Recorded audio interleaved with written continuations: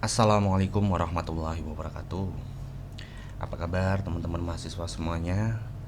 Semoga teman-teman semuanya dalam keadaan sehat walafiat ya. Amin, amin ya rabbal alamin. Baik, langsung saja saya di sini akan secara singkat menjelaskan tentang apa dan bagaimana makalah ilmiah. Seperti kita ketahui bersama-sama, proses menyusun atau membuat makalah itu merupakan sebagian dari proses berpikir ilmiah. Artinya apa? Artinya dalam penyusunan makalah tidak semua langkah berpikir ilmiah dipergunakan. Pada satu sisi ada makalah yang disusun hanya dengan berpikir rasional. Artinya apa? Yakni membahas masalah yang diajukan berdasarkan kajian teoritis. Dan pada sisi lain juga ada makalah yang membahas masalahnya berdasarkan data empiris. Nah, berupa pemaparan dan pendeskripsian temuan data di lapangan. Kalaupun ada makalah hasil berpikir ilmiah, itu sifatnya masih dalam bentuk melaporkan secara tertulis hasil suatu penelitian. Makalah biasanya juga dituliskan dan disampaikan untuk dibahas dalam pertemuan ilmiah atau dalam upaya memperbaiki atau meningkatkan suatu program tertentu. Nah, ada pula makalah yang sengaja dibuat oleh contohnya teman-teman mahasiswa sebagai sebuah acuan atau sebuah kredit atau tuntutan kegiatan akademik di skala perguruan tinggi. Kenapa ini penting? Karena tentunya teman-teman sudah tidak asing lagi dengan makalah. Dan apakah makalah teman-teman ini termasuk bisa diklasifikasikan dalam bentuk proses berpikirkah? Atau makalah teman-teman ini juga termasuk bisa dikategorikan sebagai makalah yang ilmiah? Tentunya kita semua akan bahas di sini. Karena pembahasan mengenai makalah ilmiah ini berisi mengenai uraian tentang bentuk makalah dan teknik-teknik pembahasannya, termasuk di dalamnya itu outline-nya. Outline makalah itu seperti apa sebenarnya. Lalu diakhiri nanti dengan penjelasan cara menilai suatu makalah. Baik, sedikit review lagi ke belakang. Seperti yang kita bahas di awal pertemuan dulu. Nah, dilihat dari cara berpikir. Makalah dapat kita bedakan menjadi dua kategori. Yang pertama, makalah yang ditulis atas dasar hasil berpikir deduktif. Dan yang kedua, makalah yang ditulis atas dasar hasil berpikir induktif. Dan dan proses penyusunan atau pembuatan makalah memerlukan persyaratan khusus. Syarat pertama apa? Syarat pertama harus menguasai bidang ilmu yang relevan dengan tema makalah. Artinya syarat pertama lolos ya. Lalu yang syarat kedua,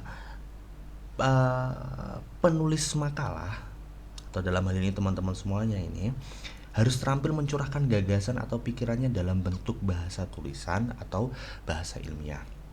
Artinya di dalam pembuatan makalah itu memang harus diselipkan gagasan-gagasan teman-teman semuanya yang didapatkan dari hasil teman-teman membaca referensi-referensi, membaca buku-buku yang sudah teman-teman filter untuk diambil mana yang sekiranya bisa dijadikan gagasan dengan bahasa teman-teman sendiri, atau dalam istilah karya tulis atau tekniknya itu namanya adalah parafrase, mengungkapkan kembali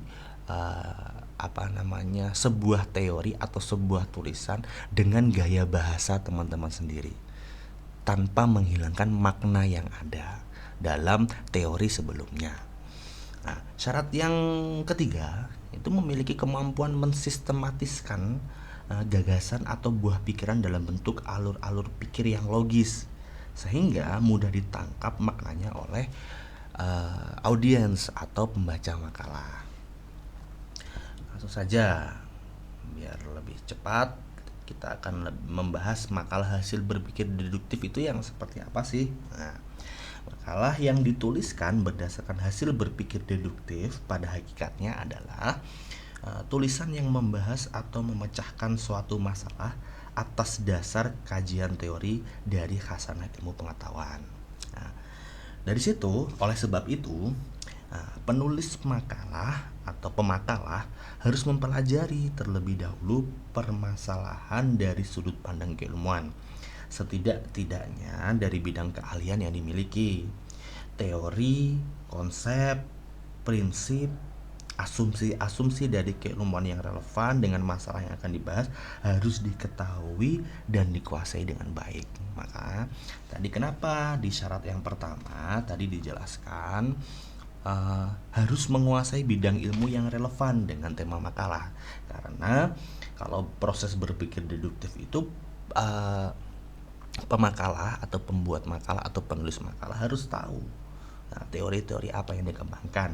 Dalam hal ini ketika teman-teman mau membuat makalah dari hasil berpikir deduktif, oke, teorinya harus paham dulu, teori, hukum, asumsi-asumsi keilmuan, konsep, prinsipnya seperti apa. Nah, ada 3 bagian pokok yang harus ada dalam makalah. Yang pertama adalah permasalahan dan hipotesis. Dan yang kedua, pembahasan atau pemecahan masalah secara teoritis. Dan yang ketiga, kesimpulan atau pembahasan. Nah, apabila ingin dikembangkan lebih jauh, dari ketiga aspek ini bisa ditambah dengan latar belakang, saran-saran, ya kan, kontribusi. Jadi dengan demikian, makalah tersebut bisa terdiri dari yang pertama ada latar belakang, permasalahan dan hipotesis, pembahasan masalah, kesimpulan, dan saran-saran. Tentunya dalam akhir makalah tidak lupa dicantumkan juga daftar pustakanya. Kalau perlu ada lampiran, dimasukkan lampiran-lampirannya. Permasalahan itu apa sih? Permasalahan adalah pertanyaan-pertanyaan yang diajukan untuk dicari jawabannya melalui kajian teoritis. Jadi di sini teman-teman semuanya melakukan analisis terhadap masalah dan variabel yang terdapat di dalamnya. Kemudian dirumuskanlah pertanyaan dengan menggunakan kata tanya 5W1H. Nah, apa aja 5W1H? Di situ ada apa, mengapa, bagaimana, sejauh mana, kapan, siapa, dan lain-lain. Ya, bergantung kepada ruang lingkup masalah yang akan dibahas dalam makalah tersebut. Baik, langsung next. Nah, sebagai contoh ini, ketika Anda diminta untuk menulis makalah dengan tema peranan program keluarga berencana dalam meningkatkan kualitas hidup manusia. Lalu bagaimana langkah yang harus ditempuh sebelum menulis makalah dengan tema yang peranan program keluarga berencana dalam meningkatkan kualitas manusia. Nah, ada langkah-langkahnya. Baik, langkah yang pertama adalah mengadakan analisis masalah dan variabel yang terdapat dalam topik tersebut. Nah, topik ini kan terdiri dari 2 variabel. Coba apa variabelnya? Yakni yang pertama adalah program KB, ya, program KB ini program keluarga berencana, dan yang kedua adalah kualitas hidup manusia. Nah, lakukan analisis nih terhadap 2 variabel ini dengan mengajukan pertanyaan-pertanyaan terhadap masing-masing variabel dan pertanyaan yang berkaitan dengan hubungan dari kedua variabel ini. Analisis diperlukan untuk menetapkan permasalahan. Jadi dengan menghubung-hubungkan itu dari kedua variabel itu tentunya untuk menetapkan permasalahan. Nah, pertanyaan nih dari coba fokusnya di sini di contoh judul ini. Tema itu. Nah, pertanyaan yang dapat diajukan yang pertama adalah apakah yang dimaksud dengan program KB? Apakah yang dimaksud dengan kualitas hidup manusia? Yang ketiga, mengapa program KB dapat meningkatkan kualitas hidup manusia? Yang keempat, bagaimana caranya meningkatkan program KB agar dapat meningkatkan kualitas hidup manusia? Nah, itu salah satu contoh pertanyaan yang digunakan sebagai landasan permasalahan atau pertanyaan-pertanyaan yang diajukan untuk dicari jawabannya melalui teori atau kajian teoritis. Jadi gitu ya teman-teman. Nah, untuk dapat menjawab pertanyaan-pertanyaan di atas diperlukan penjelasan-penjelasan dan keterangan yang berkenaan. Nah, dengan apa? Yang satu, pengertian. Ya, tentunya kita harus tahu pengertian, tujuan, manfaat program KB, bentuk implementasinya atau bentuk pelaksanaannya KB seperti apa, dan lain-lain. Yang kedua, hubungan tujuan KB dengan kualitas hidup manusia, keterkaitan program KB dengan ciri dan indikator kualitas hidup manusia. Dan seterusnya, pengertian kualitas hidup manusia itu bagaimana, ciri dan indikator kualitas hidup manusia itu seperti apa. Yang keempat, beberapa usaha meningkatkan program KB. nilai dan manfaatnya, keterbatasannya dan lain sebagainya. Kalau kita udah tahu masalah, kita udah bisa fokus kepada tujuannya nih, apa nih yang mau dicari gitu loh. Nah, langkah yang kedua itu adalah mengidentifikasi berbagai berkemungkinan jawaban untuk dapat menjelaskan konsep di atas. Konsep yang langkah pertama. Nah, kalian bisa buat pokok dan subpokok atau materi submateri dari konsep yang telah diidentifikasi di langkah pertama. Yang pertama, untuk menjelaskan pengertian KB dilihat dari arti kata, makna yang terkandung di dalamnya dan lain-lain, ya kan? Tujuan KB dilihat dari segi kesehatan, segi kependudukan dan lain-lain. Manfaat KB bisa dilihat dari sudut pandang kepentingan pribadi, keluarga, masyarakat, bangsa dan negara. Nah, jadi contoh selanjutnya mengenai konsep kualitas hidup manusia. Nah, misalnya kualitas hidup manusia akan dilihat dari sudut pandang pendidikan, ya kan, kualitas hidup nih. Kualitas hidup manusia juga dapat dilihat dari sudut pandang kesehatan, ekonomi, psikologisnya dan lain-lain. Nah, submateri atau sub pokok atau pembahasan itu dicari dan dikumpulkan dari berbagai sumber gitu loh, sumber referensi, baik buku atau dari internet yang setidaknya itu valid gitu loh, bisa dipercaya, gitu kan, dari jurnal dan lain sebagainya. Lalu langkah yang ketiga adalah membuat outline makalah berdasarkan kajian langkah sebelumnya. Apabila kita mengerti alur yang telah dijelaskan dari kedua langkah di atas, baru kita bisa mungkin membuat outline makalah itu sebagai berikut. Coba, ini contoh outline-nya. Ini outline-nya. Coba dibaca dulu. Yang pertama, dalam pembuatan outline itu tentunya judulnya seperti apa. Lalu yang kedua ada pendahuluan atau latar belakang. Jadi di situ uraiannya seperti apa, tadi kan sudah dijelaskan di langkah-langkahnya tadi. Di situ dijelaskan kemengapaan, pentingnya judul tersebut layak untuk ditulis, tujuan penulisannya seperti apa, tujuannya apa, terus metode pembahasannya seperti apa. Jadi dalam hal ini kan karena kita bicara soal deduktif, maka yang dikaji adalah teori atau kepustakaannya. Yang kedua permasalahan. Nah, berisi pertanyaan-pertanyaan yang akan dibahas. Ya, tadi itu udah saya kasih contoh ya kan. Nah, pertanyaan-pertanyaan itu harus dijawab. Nah, kalau memang diperlukan nggak apa-apa dibuat hipotesanya. Jadi berikan penjelasan atau pembatasan ruang lingkup. Dan yang ketiga yakni pembahasan masalah. Pembahasan masalah ini isinya membahas program KB, kualitas hidup manusia, hukum KB dengan kualitas hidup manusia, usaha meningkatkan program untuk meningkatkan kualitas hidup manusia. Nah, isi tersebut sesuai dengan pokok permasalahan pada butir yang kedua. Lalu yang keempat adalah kesimpulan pembahasan. Nah, kesimpulan pembahasan ini berisi rangkuman jawaban permasalahan dan jawaban hipotesis yang diajukan dalam poin yang nomor 2. Yang kelima adalah saran-saran. Yang keenam daftar bacaan. Lalu di sini ada sistematika atau outline dalam bentuk lain. Nah, yang pertama judul.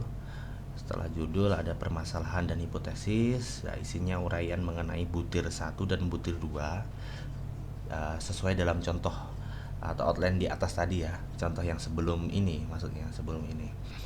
Yang kedua ada tinjauan program KB nasional seperti apa. Yang ketiga tinjauan kualitas hidup manusia. Yang keempat program KB dan kualitas hidup manusia. Yang kelima usaha meningkatkan program KB dalam hubungannya dengan kualitas hidup manusia.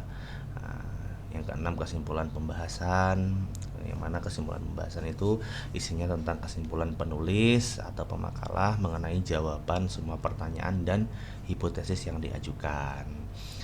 Ini hasil kesimpulan ini merupakan uraian dari poin yang nomor 4.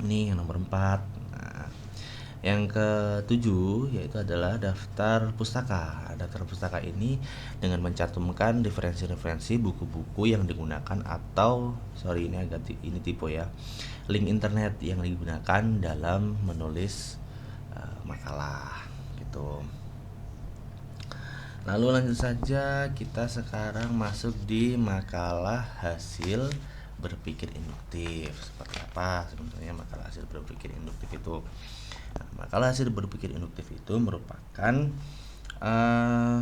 dalam proses berpikir induktif, kesimpulan ditarik atas dasar data empiris setelah sebelumnya dilakukan verifikasi data. Nah, makalah yang dibuat atas dasar berpikir induktif ini salah satunya diantaranya dapat dilakukan melalui pendeskripsian gejala dan peristiwa berdasarkan pengamatan lapangan. Nah, pengamatan lapangan itu bisa dalam bentuk observasi langsung, mungkin bisa juga kalau kondisi pandemi gini, pengamatan langsung bisa dalam bentuk kita melihat atau membaca berita-berita yang sedang booming sekarang ini. Itu bisa dimaksudkan sebagai pengamatan lapangan. Nah, observasi kita dalam bentuk melihat fenomena yang ada dalam berita-berita nasional, baik nasional atau internasional, baik yang online atau media cetak. Jadi itu termasuk pengamatan lapangan, teman-teman ya. Jadi itu yang perlu dipahami. Contohnya gini, misalnya mahasiswa jurusan langsung saja nih di bimbingan konseling nih. Mahasiswa yang mengambil keahlian bimbingan konseling datang ke sekolah untuk mengamati tentang bagaimana cara guru BK memberikan layanan konseling pada siswanya. Jadi seperti itu. Nah, makalah yang ditulis ini teman-teman, makalah yang ditulis dengan cara induktif ini diawali dengan pengamatan empiris. Nah, artinya adanya pengamatan langsung itu tadi. Hasilnya dibandingkan dengan teori-teori, baru disinkronkan dengan teorinya itu seperti apa, hubungannya atau pengaruhnya dan lain sebagainya. Kemudian disimpulkan. Nah, makalah yang ditulis secara induktif dalam pengertian memaparkan hasil pengamatannya tidak dituntut untuk mengajukan dan menguji hipotesis. Jadi tidak perlu diuji hipotesis, sebab yang diutamakan di sini itu adalah memaparkan atau mendeskripsikan apa yang terjadi sebenarnya di lapangan. Walaupun demikian, isi laporan harus tetap sistematis, teman-teman ya. Sistematikanya tetap ada. Sebagaimana harusnya karya ilmiah itu ditulis. Nah, sekarang kita lanjut ke isi dan sistematikanya seperti apa sih sebenarnya kalau makalah berpikir induktif itu. Yang pertama adalah latar belakang atau pengantar atau pendahuluan, boleh tinggal disesuaikan bagaimana aturan atau proses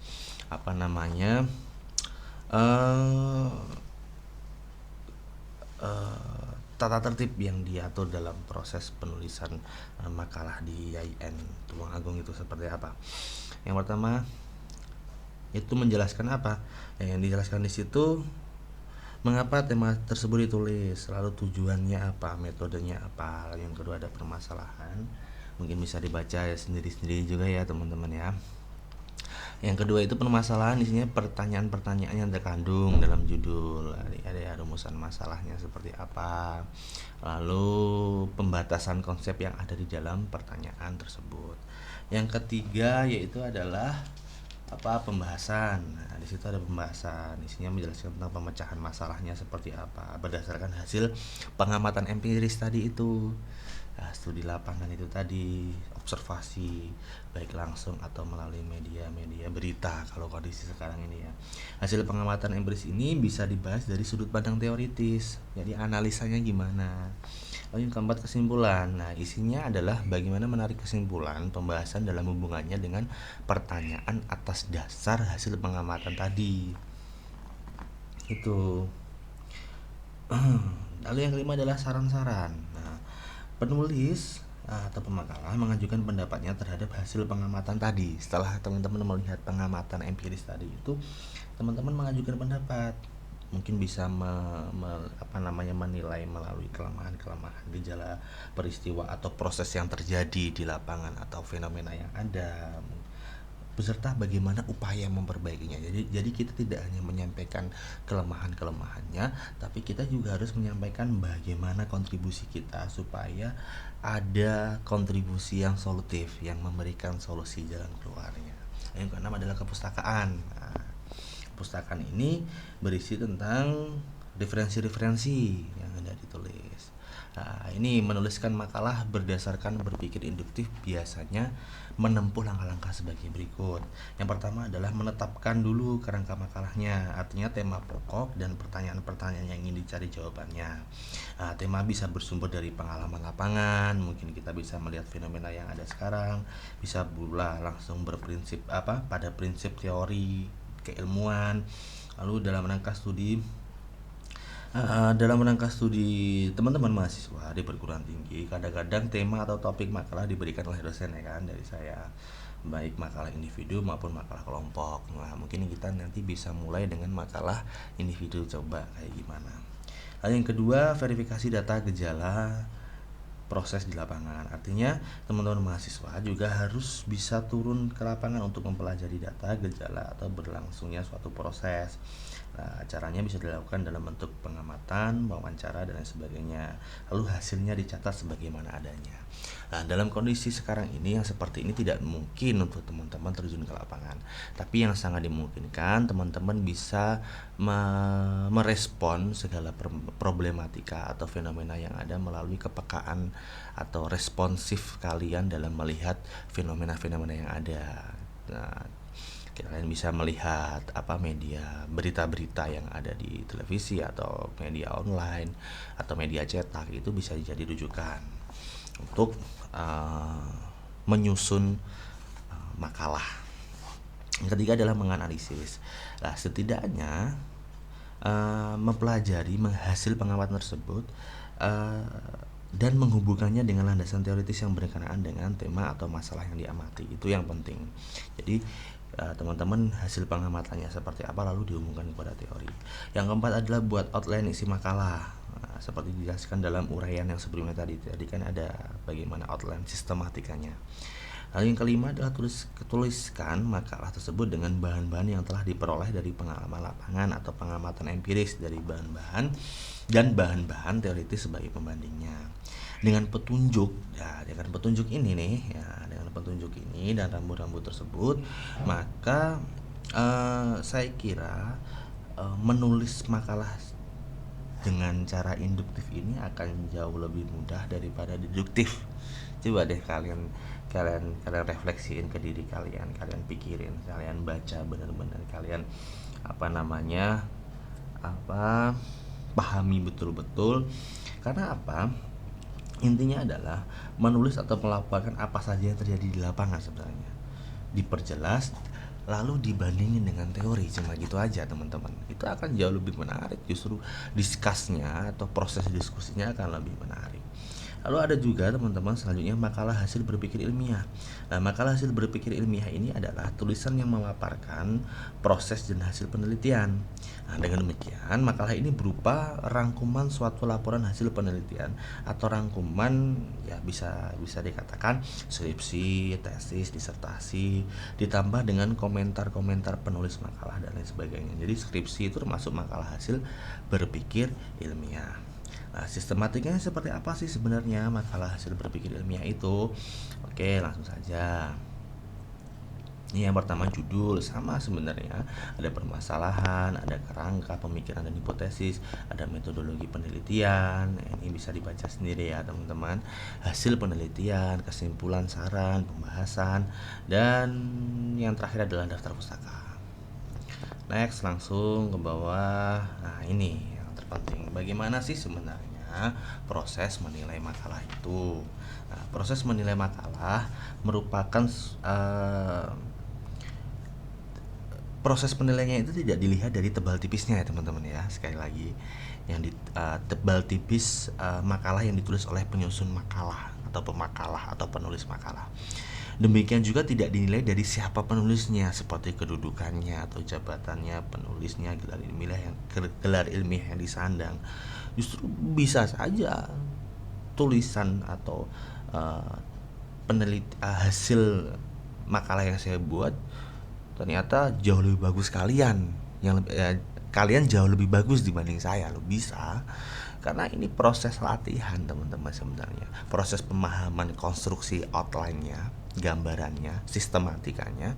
Kalau kita udah paham dan kisi-kisi rambu-rambu bagaimana cara menentukan permasalahan tadi seperti yang saya jelaskan di awal, ketika tahu dan teman-teman sudah terampil menulis, itu akan jauh lebih terampil menulis, artinya dalam menyampaikan gagasan-gagasan teman-teman ya. Jadi itu akan lebih lebih bagus saya yakin. Dan itu dimulai dari sekarang teman-teman. Oke. Nah, menilai makalah itu yang pertama. Kriteria yang biasa digunakan dalam penilaian makalah itu bisa dilihat dari yang pertama, konsistensi antara judul makalah dengan isi makalah yang dibahas. Nah, judul makalah ini harus mencerminkan isi, harus jelas dan terbatas ruang lingkupnya. Dalam judul makalah harus sudah tergambarkan variabel yang dibahas serta permasalahan yang mungkin muncul dan perlu dicarikan pemecahannya. Yang kedua, ada ketajaman merumuskan masalah yang terdapat dalam judul tersebut. Nah, hal ini tercermin dari pertanyaan-pertanyaan yang diajukan untuk dibahas dalam makalah yang ditulis. Nah, apakah pertanyaan tersebut problematis, memungkinkan jawabannya dikaji secara ilmiah. Nah, secara ilmiah sekali lagi saya jelaskan, ada kejelasan teori, konsep, prinsip, dan asumsi-asumsi khasanah keilmuan itu sendiri. Itu yang dikatakan ilmiah ya. Nah, kajian sifatnya mendalam dan menyeluruh, mengandung manfaat atau kegunaan dari pemecahan atau pembahasan masalah bagi dunia ilmu pengetahuan. Nah, yang C atau yang ketiga, ini jawaban atau pembahasan masalah yang terdiri dari berbagai kemungkinan atau alternatif yang kebenarannya didukung oleh teori keilmuan yang relevan dengan tema permasalahan atau judul makalah. Nah, sistematika jawaban masalah disajikan secara teratur, runut, logis, rasional, ada keterkaitan antara masalah yang satu dengan masalah yang lainnya. Jadi runut gitu loh teman-teman. Bukan harus ada banyak masalah, enggak. Tapi satu masalah pasti memiliki dampak. Ada dampak yang lain gitu. Lalu yang keempat, kesimpulan. Nah, kesimpulan yang ditarik dari pembahasan masalah yang harus betul-betul merupakan sintesis dari uraian pembahasan masalah, merupakan salah satu alternatif jawaban masalah yang paling baik dari berbagai kemungkinan yang telah diajukan atau dibahas, dapat memberikan saran dan rekomendasi lebih lanjut, memberikan peluang untuk dapat dilaksanakan atau dikaji lebih lanjut, baik dari segi keilmuan maupun bagi kepentingan kelembagaan. Jadi memiliki daya guna gitulah teman-teman. Nah, yang kelima itu tata cara penulisan. Nah, baik dari segi bahasa maupun teknik penulisan dan outline makalah. Dari segi bahasa harus dapat dimengerti atau mudah ditangkap oleh pembacanya. Artinya penggunaan tata bahasanya itu sesuai dengan ejaan yang telah disepakati, ejaan yang telah dibenarkan gitu ya. Bahasanya sederhana sesuai dengan ketentuan aturan bahasa yang berlaku dan penuh dengan proposisi ilmiah. Teknik penulisan seperti notasi ilmiah, kutipan, catatan kaki, dan lain-lain konsisten dengan aturan yang dipakai. Wajah panggung outline makalah menarik dan simpatik sehingga mengundang pembaca untuk memiliki dan mempelajarinya. Nah, apabila makalah itu harus disampaikan secara lisan, artinya dipresentasikan di forum formal, cara penyajian atau penuturannya hendaknya tidak bertele-tele dan tidak dibacakan, tetapi dijelaskan pokok-pokok intinya itu seperti apa. Nah, menjelaskan pokok intinya itu juga harus sistematis sesuai dengan isi tulisan. Nah, kalau perlu disertakan bagan-bagan atau diagram atau PowerPoint gitu kan. Untuk apa sih? Untuk memudahkan pendengar mengikuti uraian penjelasan kita, presentasi kita. Mungkin bisa juga ditambah dengan sifat ada humor, ada sisi humornya, sense of humornya dapat gitu loh dalam menyajikan, supaya nggak terlalu tegang juga audiensnya gitu loh. Nah, dengan demikian beberapa hal yang perlu diperhatikan dalam penyusunan suatu makalah ilmiah ya seperti yang dijelaskan barusan ini tadi. Nah, tulisan ini hendaknya tidak dipandang sebagai satu-satunya resep ya. Ini saya mencoba mengusulkan kepada teman-teman setahu saya dalam proses pembuatan makalah, penyusunan makalah, bagaimana langkah-langkahnya, bagaimana menilainya seperti ini. Artinya ini hanyalah suatu tambahan informasi buat teman-teman untuk teman-teman bisa pertimbangkan atau bisa dijadikan apa namanya pengalaman buat teman-teman untuk dikembangkan gitu loh. Saya harapkan teman-teman juga akhirnya bisa berkembang untuk mencari ilmu yang lain melalui referensi-referensi yang lain, ya kan. Lalu ketika ada punya referensi yang lain lalu dibandingkan, dikaji lebih lanjut, sehingga teman-teman akan memperoleh wawasan yang lebih luas dan tentunya mendalam. Kekayaan informasi inilah yang teman-teman peroleh akan menentukan keberhasilan teman-teman dalam menulis suatu makalah gitu loh. Artinya ini yang saya sampaikan, kurang lebihnya saya mohon maaf apabila banyak kesalahan dan kekhilafan, mohon dimaafkan. Cukup sekian. Wassalamualaikum warahmatullahi wabarakatuh.